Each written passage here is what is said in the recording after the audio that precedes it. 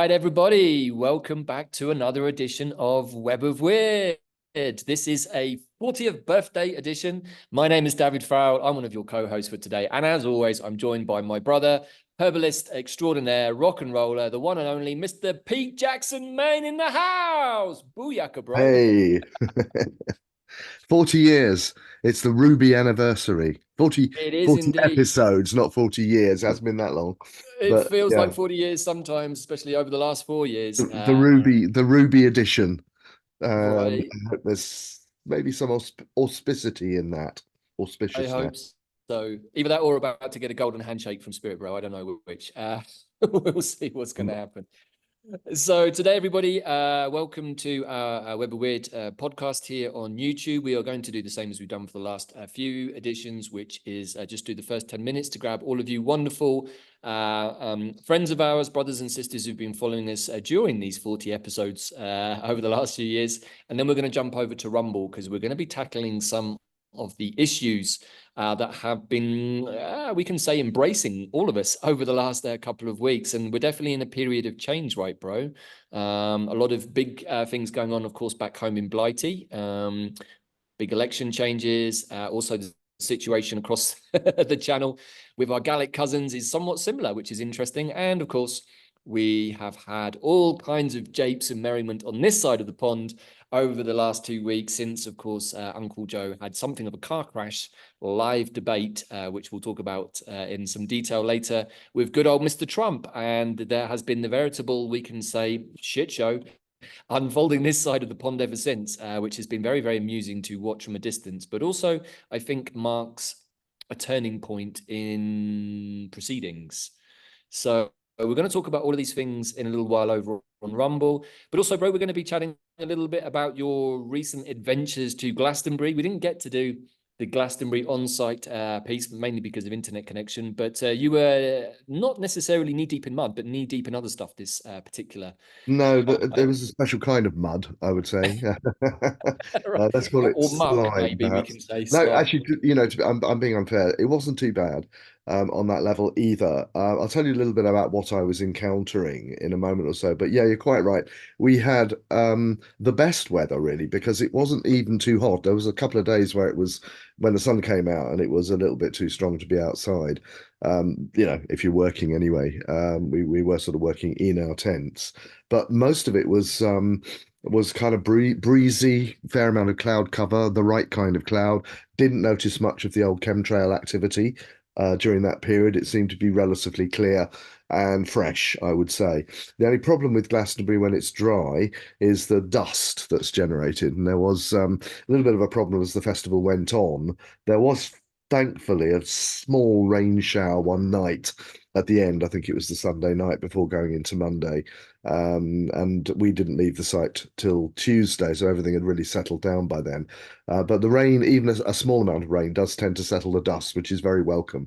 Because I actually think what I came out with, a lot of people coming out of Glastonbury supposedly with COVID, it was a big story. COVID was running rampant through Glastonbury.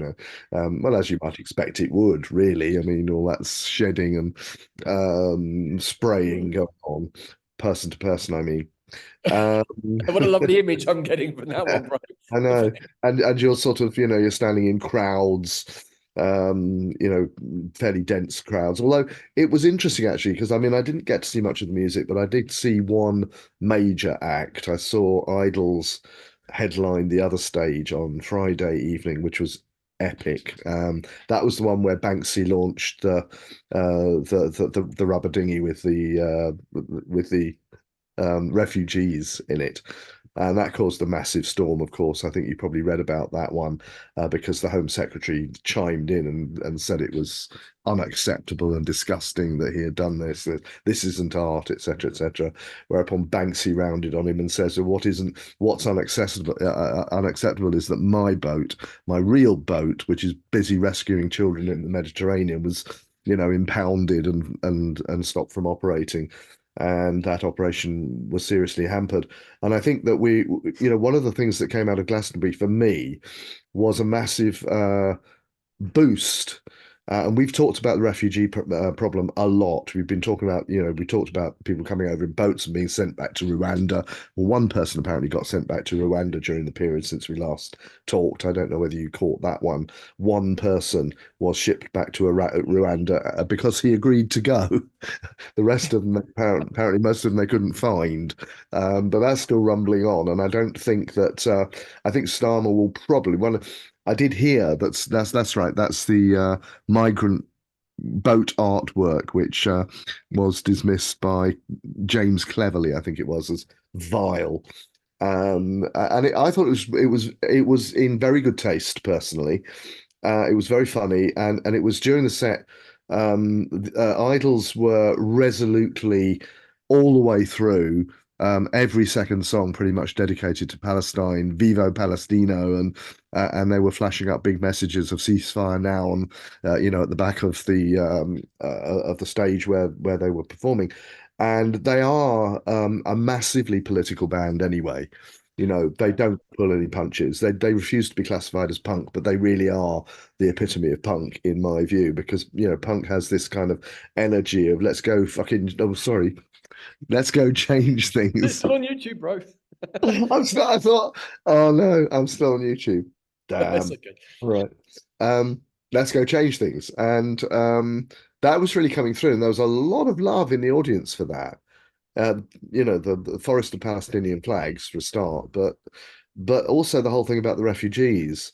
Because one of their songs, which I think is, if anybody knows Idols, there's a song they do called Danny Nedelko, which is about a Ukrainian refugee actually who started a band in Bristol, which is where they come from. And the song really celebrates the fact that this country, Blighty as you call it, was founded and built by refugees. To some extent, we're all refugees here. I think we've covered this before in We have. previous.